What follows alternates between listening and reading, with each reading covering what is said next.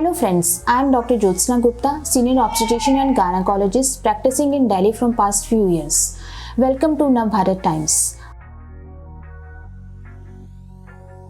आज इस वीडियो के ज़रिए हम जानेंगे कि इरेगुलर पीरियड्स क्या हैं, उसके कारण क्या हैं और हम इन इरेगुलर पीरियड्स को रेगुलराइज कैसे कर सकते हैं।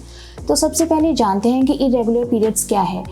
इरेगुलर पीरियड्स मतलब अगर किसी लेडीज़ में पीरियड्स या किसी महिला में गर्ल में पीरियड्स 21 डेज से पहले आ रहे हों या 35 डेज से ज़्यादा साइकिल लेंथ हो रही हो तो उसको हम इरेगुलर पीरियड्स कहते हैं।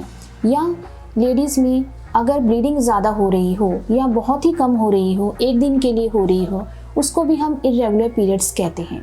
तो अगर आपके पीरियड्स 21 डेज से पहले आ रहे हैं या 35 डेज से ज़्यादा उनका गैप हो रहा है तो आपको इरेगुलर पीरियड्स की प्रॉब्लम हो सकती है। अब हम जानते हैं कि इरेगुलर पीरियड्स के कारण क्या हैं। सबसे पहले कारण है हार्मोन्स ही हैं जो हमारे पीरियड्स को रेगुलर करते हैं। तो हार्मोन्स जनरली जैसे थायराइड हार्मोन, प्रोलैक्टिन हार्मोन और ओवरीज की वजह से भी पीरियड्स इरेगुलर हो सकते हैं। अगर आपको हाइपोथायराइड है तो आपको पीरियड्स इरेगुलर हो सकते हैं, आपके साइकिल्स प्रोलॉन्ग हो सकते हैं और ब्लीडिंग भी कम हो सकती है।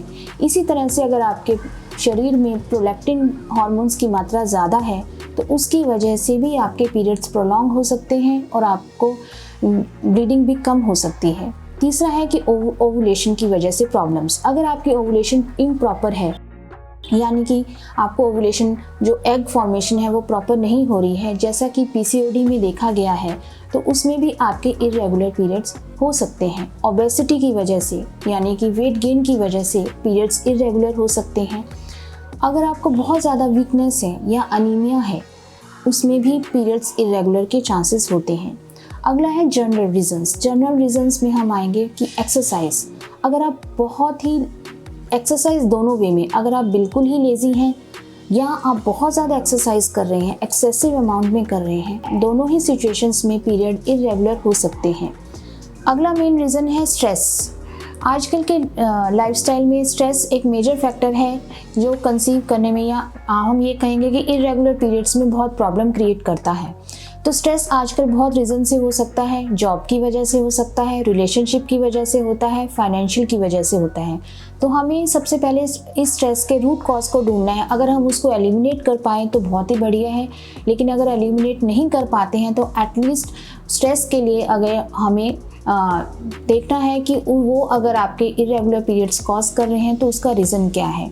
स्ट्रेस, इम्प्रॉपर जॉब, इसकी वजह से इरेगुलर स्लीप हो जाती है, स्लीप पैटर्न्स गड़बड़ हो जाते हैं, डाइटरी हैबिट्स गड़बड़ हो जाती हैं, जंक फूड का इंटेक बढ़ जाता है जिसकी वजह से ओबेसिटी, वेट गेन होता है जो कि हार्मोन इम्बैलेंस क्रिएट करके इरेगुलर पीरियड्स कर सकता है। अब हम जानते हैं कि हम इन इरेगुलर पीरियड्स को रेगुलर कैसे कर सकते हैं। तो सबसे पहले हमें ये देखना है कि आपके पीरियड्स इरेगुलर क्यों हो रहे हैं। तो उसके लिए सिर्फ बेसिक इन्वेस्टिगेशंस कराएं, हार्मोन टेस्ट कराएं, अल्ट्रासाउंड कराएं और अपना जनरल बॉडी चेकअप कराएं, किसी गायनेकोलॉजिस्ट को दिखाएं कि क्या रीज़न हो सकता है आपके पीरियड्स का इरेगुलर होना। उसके बाद अगर आपकी इन्वेस्टिगेशंस तो अलग हैं, वो डॉक्टर आपको ट्रीट करेंगे उसके अकॉर्डिंगली। अगर आप जनरल बाकी चीज़ें जैसे कि डाइट में कुछ चेंजेस लाके अपने पीरियड्स रेगुलर कर सकते हो। डाइट में चेंजेस मतलब आपको हेल्दी डाइट खाना है। हेल्दी में वेजिटेबल्स, ग्रीन लीफी वेजिटेबल्स आप ज़्यादा लो, फ्रूट्स आप ज़्यादा लो, उससे आपके पीरियड्स रेगुलर होने शुरू हो जाएंगे। नट्स जो हम कहते हैं उसके वो भी काफ़ी हेल्पफुल होते हैं। जितने भी फ्लैक्स सीड्स हैं ये सब हेल्प करते हैं पीरियड्स को रेगुलर करने में। सेकेंड इज़ कि आपको जंक फूड जो है जितना पॉसिबल हो सके उसको अवॉइड करो। जंक फूड की वजह से आपकी बॉडी में ओबेसिटी का बढ़ता है, शुगर लेवल्स बढ़ते हैं जिसकी वजह से आपके हार्मोन इम्बैलेंस होता है। थर्ड इज़ कि आपको प्लास्टिक चीज़ों का भी जैसे कि हम खाना जो स्टोर करते हैं या गरम बाहर से कहीं से लेते हैं तो प्लास्टिक चीज़ों का भी अवॉइड करना चाहिए क्योंकि उसमें भी कुछ केमिकल्स होते हैं जो कि आपके हार्मोन्स को इम्बैलेंस कर सकते हैं। डाइट में ये तो हो गया आपको क्या खाना है। दूसरा है कि आपको टाइमिंग पे, प्रॉपर टाइमिंग पे खाना है। मतलब आपको 3 डाइट्स अगर आप ले रहे हो, मील्स ले रहे हो अपने मील में, तो उसको टाइमली लेना है। ये नहीं कि आप लेट डिनर कर रहे हो उसकी वजह से, क्योंकि अगर आप टाइमली खाना खाओगे तो आपके पीरियड्स धीरे धीरे रेगुलर होने शुरू हो जाएंगे। Next is exercise. अब एक्सरसाइज में हम यही कहते हैं कि अगर आपके पीरियड्स हल्के से इरेगुलर हैं तो you start doing exercise. Exercise में ये नहीं है कि आपको बहुत ही ज़्यादा विग्रस एक्सरसाइज करनी है। आप स्लाइट डेली वॉक से स्टार्ट कीजिए, 5 टाइम्स अ वीक कीजिए, जितना भी आपको कंफर्टेबल हो। मेनली आपको कार्डियो एक्सरसाइज करनी है, आपको मसल्स बिल्डिंग एक्सरसाइज की ज़रूरत नहीं है। तो डेली वॉक में आपको हेल्प मिल सकती है।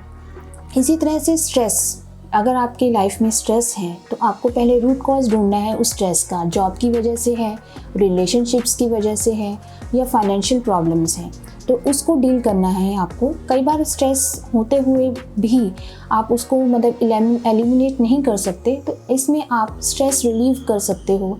जो भी आपको हॉबी है, कोई भी चीज़ जिसमें आपको इंटरेस्ट है, अपना 1 आवर पूरे दिन में अपने आप को दीजिए ताकि आपका स्ट्रेस कम हो।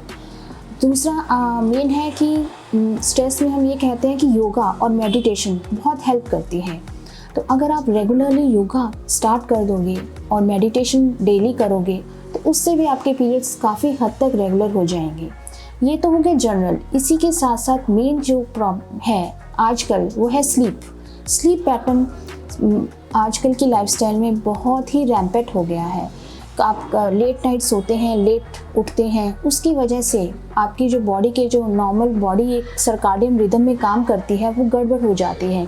ऊपर से जो हमारे ग्लैंड्स हैं ब्रेन में, उनको सिग्नल नहीं मिल पाता प्रॉपरली, तो वो प्रॉपर आगे ओवरीज में जो हार्मोन सिक्रीट होने हैं उसमें गड़बड़ होनी शुरू हो जाती है।